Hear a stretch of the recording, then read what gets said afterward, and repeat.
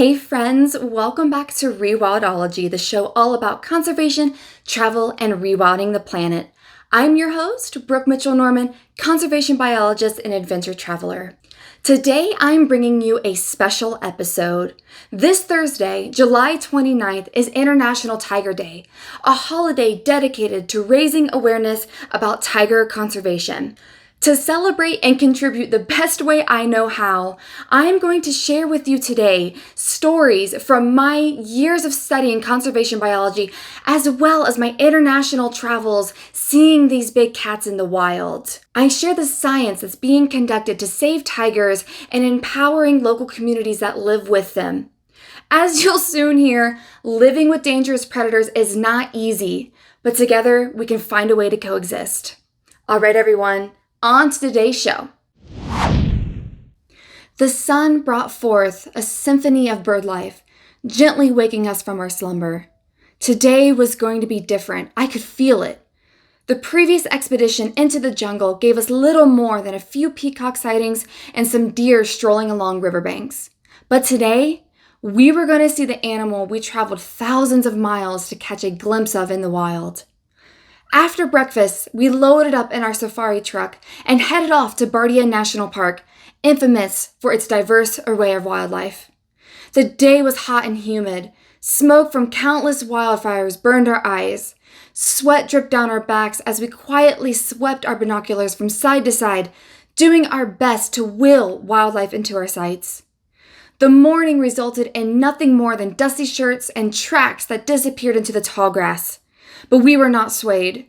We were in the Tarai, home to Asian elephants, greater one-horned rhinos, more bird species than you can possibly count, and the king of big cats. Stopping for lunch, we settled underneath the shade of a tree along a riverbank.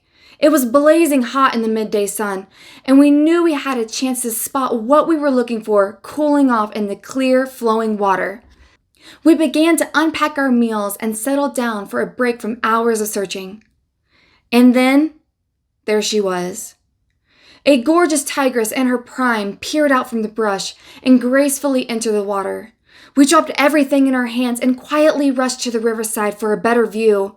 She watched us as she silently made her way across the river to the opposite bank. With one last look at us, she melted into the jungle. We sat in awe and elation, high-fiving each other and recounting everything that just occurred. Then, to our amazement, a massive male came into view, following the female with every intention of mating with her. We nearly lost our minds. He was more confident and less timid than the female, and had no reservations to stay a while and soak in the cool river. After he was satisfied with his river session, he resumed his pursuit of the female and watched us as he stood and strolled to the opposite side of the riverbank. And just like that, he was gone, lost in the tall grass and twisting trees. Once we were certain no additional tigers were going to bless us with their presence, we returned to our tree and sat down to our now warm lunch. We didn't mind. Our dreams had just come true and we were high on life. No bush lunch had ever tasted so good.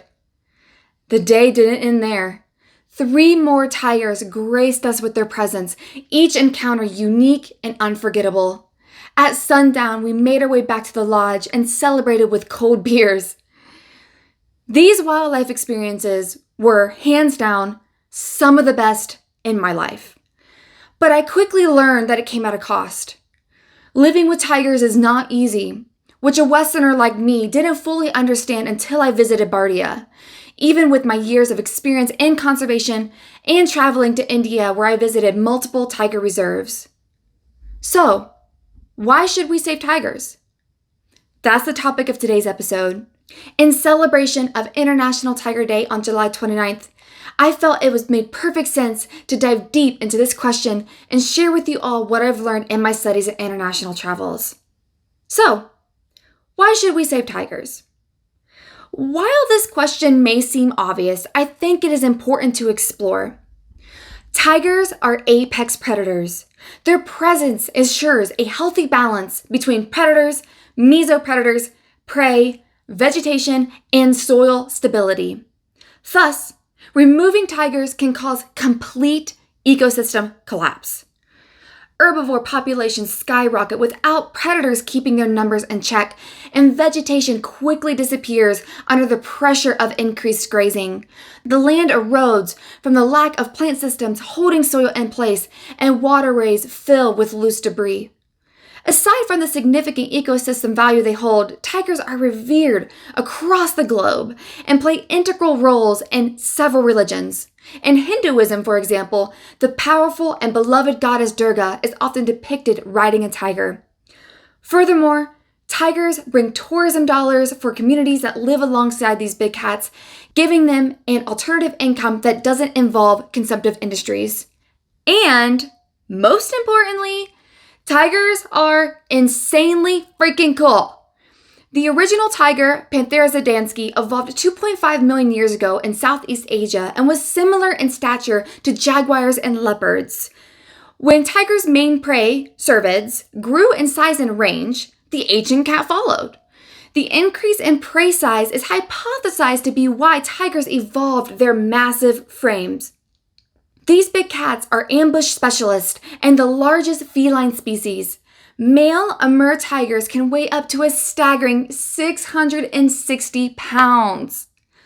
Unlike your 10-pound domestic kitty, tigers love water and can be found cooling off from the day's heat in a pond or river. Tigers are solitary big cats and don't enjoy each other's company. Although tiger behavior in Nepal is making us question this, check out episode to learn more about that.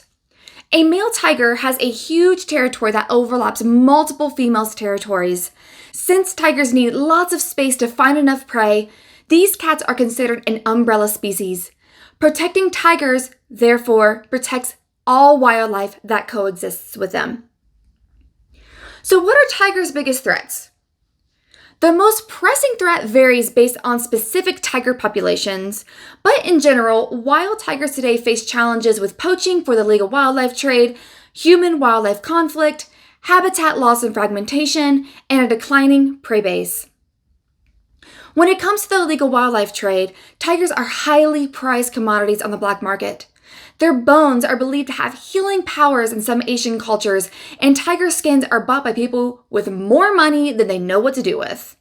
To demonstrate the lucrativeness of the tiger part industry, in 2019, 2 men in China were arrested for smuggling 9 tiger skins into the country from Myanmar. The tiger skins were valued at 4 million yuan, which is equivalent to around 619,000 US dollars. They also had illegal weapons, bullets, methamphetamine in the trunk, demonstrating how wildlife trade is commonly linked to other forms of crime. In addition to poaching, human-tiger conflict is a prominent threat to tiger survival. This issue is more difficult to solve because the causes of conflict are unique to specific regions. For example, in India, many native peoples have been forcibly displaced from their homes to make room for tiger reserves. While some communities were given resources to start new lives, not all people were given the same level of treatment. In Nepal, the loss of tourism during the COVID-19 pandemic, one of the country's most important industries, had devastating effects on local communities. The significant loss of income forced people to illegally visit national parks to collect natural resources, putting them in imminent danger. Multiple people died during our 2-week stay from entering the jungle alone and coming into contact with a tiger. It was the most in-your-face conservation experience of my life. And while tigers are very revered in these cultures, some are killed in retaliation for killing multiple people. Next, wild tigers have lost over 95% of their historic range and number less than 4,000 individuals. The habitat they have left is fragmented, making dispersal pretty much impossible. The lack of movement halts gene flow, leading to inbreeding in smaller populations. As I'm sure you can imagine, inbreeding is bad for a species' survival. After hearing all of this, you might be thinking to yourself, well, what about the huge number of privately bred tigers in the US? Can they go back into the wild? Ugh, good old Tiger King put this issue on the world stage. I wish I could say yes, but unfortunately no. Privately bred tigers and non-accredited facilities will never be released back to the wild. Which I'll explain. Most private tiger breeders have no idea what lineage is in their cats. Why does this matter? Let's imagine you're a world-class horse breeder. You've diligently spent your entire career researching and purchasing the top horses with the best genetics. It is finally time to match your prized thoroughbred female with a stallion. The last thing you would ever do is allow your best female to breed with a donkey. The offspring's genetics would be far from advantageous, and the foal would be considered useless by the horse breeding community. The same goes for tigers. No conservation biologist would release a captive bred tiger back into the wild to procreate with the local population, assuming it even survives long enough to breed. Who knows what genetic diseases are in that cat? With tiger numbers so low in the wild, one deadly disease could cause irreversible damage to the species. And get this, not one privately captive bred tiger has been successfully released into the wild. Additionally, when it comes to saving tigers, most private big cat facilities do not make any contributions to conservation efforts, monetarily or otherwise. Of course, the exception to this is AZA, which is the Association of Zoos and Aquariums, accredited facilities. These organizations are the Rolls-Royce of the animal exhibition industry. Out of the 2,800 wildlife facilities registered with the USDA, less than 10% are AZA accredited. These organizations donate more than $230 million per year to field conservation efforts worldwide and directly support tiger conservation through the AZA Tiger Species Survival Plan. I used to work at the Columbus Zoo and Aquarium and the Dallas Zoo, both great organizations doing amazing work for wild populations. So what is being done then to protect tigers? Outside of the tremendous amount of research being conducted on all things tiger, some serious initiatives and projects have appeared in recent years that are moving the needle in the tiger's favor. First up is the Double Tiger Initiative, or TX2. If you listen to episode 23 with Jack Kinross, then you're familiar with the Double Tigers Initiative. If you haven't had a chance to listen right yet, you're going to do that after this? I think you should. Then I'll give you a quick project rundown. In 2010, the Chinese Year of the Tiger, leaders from 13 countries with current or recent tiger populations came together to formulate a plan to double tiger numbers by the next Chinese Year of the Tiger in 2022. Lots of resources and support have gone into this initiative, and tiger numbers have definitely increased, notably in Nepal, India, and Bhutan. While this initiative has been great for tiger numbers, it hasn't come for free. I absolutely love hearing tiger numbers are higher than they've been in decades, but it has created some unforeseen problems. I highly recommend listening to Jack share his point of view and come to your own conclusion about doubling tiger numbers. Next are wildlife corridors and protected areas. As mentioned previously, inbreeding is no bueno for population viability.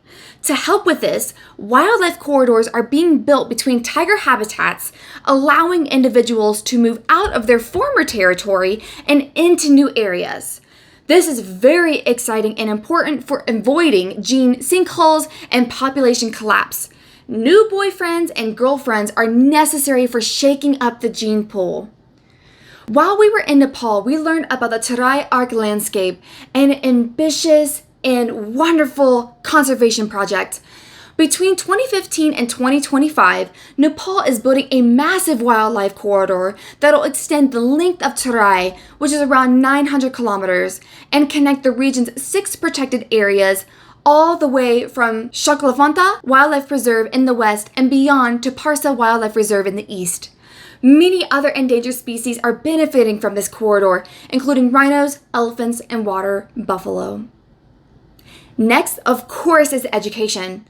I've said this many times that education and women's rights will fix almost all of the world's issues, and tiger conservation is no exception.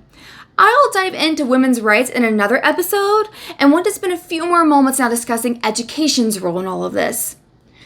We only protect what we understand. And to understand, we must first be exposed to why tigers are important for our well-being, as well as how to live with them.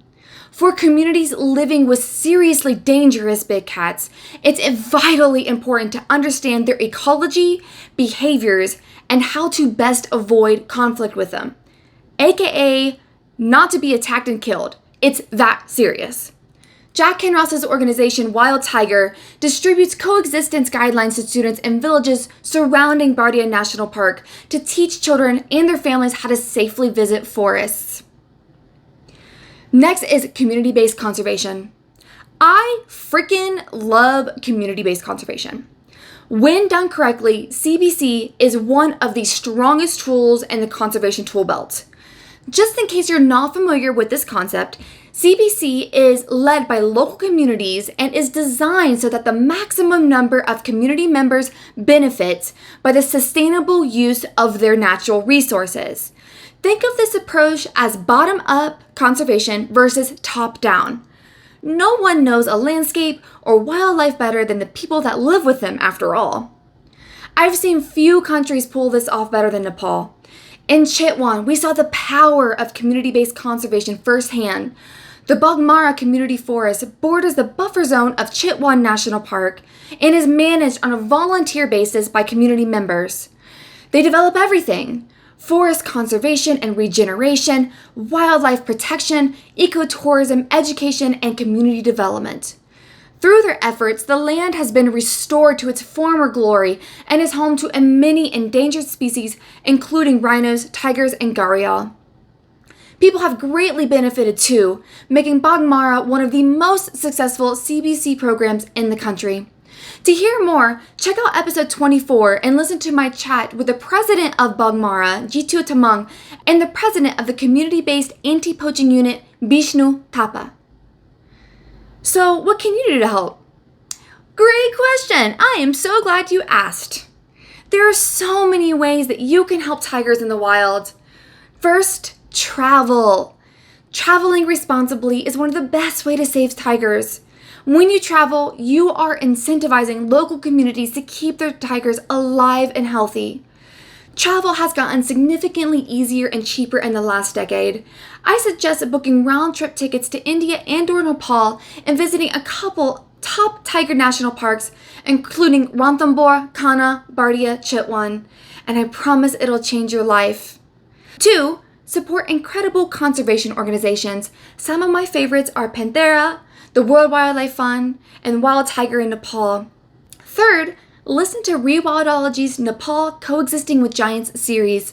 Sam Helly, Jack Kinross, and Dr. Babu Ram are tiger experts and openly share their knowledge about tiger conservation. The more you know, the better decisions you can make. 4, visit accredited animal facilities. If you search things to do near me and a wildlife facility pops up, take the time to see if they're accredited, and this goes for internationally and domestically. If you are in the US, as I already mentioned, look for an AZA accredited facility. Sanctuaries have a similar accrediting body called the Global Federation of Animal Sanctuaries. I highly recommend searching the whole website to see if the organization has either of these accreditations. If not, I strongly suggest not going. If they advertise cup petting or close interaction with big cats, I super strongly suggest not going, not ever going, never going, just don't even look at them, just don't. Okay, yeah, that's what I gotta say about that. And of course, number 5, be a smart consumer. As with most things in life, be a smart consumer. Take a couple of moments to double check if the product you are purchasing is detrimental to wildlife. We can ensure apex predators like tigers remain on this planet. After all, we need them to keep our ecosystems in balance, waterways clean, and other species in their habitat protected. What are we if we let one of the Earth's most magnificent creatures disappear? Do one small thing today that can help save tigers. Share this episode, talk to friends and family, donate to a great organization if you have the means, and volunteer in your free time. Together, we'll rewild the planet. Thank you so much for listening to this special episode of Rewildology. To learn more about tigers, check out the resource list that I've provided at rewildology.com. Close to 30 peer-reviewed papers and reputable resources were used to make this episode, in addition to all of my years and personal experiences. Keep it wild, my friends. Until the next episode.